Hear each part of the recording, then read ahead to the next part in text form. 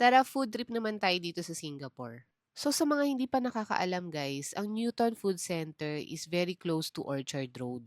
Ito nga yung famous hawker center dito at nakasama pa nga to sa palabas ng Crazy Rich Asians. Oh,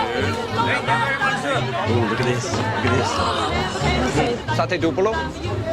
Kapag pumupunta nga kami sa ibang bansa para malaman namin kung saan ang masarap na pagkain, syempre dun tayo sa mahabang pila. Una nga sa aming listahan itong Hokkien prawn noodles.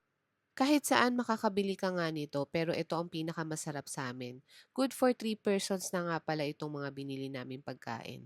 At syempre hindi mawawala ang sambal kangkong. Kung mahilig ka sa mag-garlic at medyo spicy, go for it. Kahit hindi mahilig sa gulay, mapapakain ito. Okay, next naman nating in order is barbecue chicken wing and satay.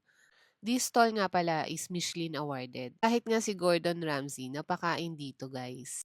Actually, sobrang dami nga ng pagkaing masarap dito sa Hawker Center.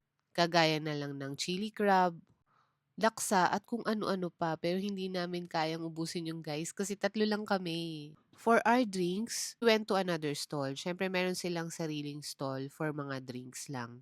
$2 each ang Coke in can. And yung popular drink dito sa Singapore is yung Milo Dinosaur for $3. For a total of $34.80, solved na guys. If may plan kayo for a Singapore trip, save this and follow for more. Bye!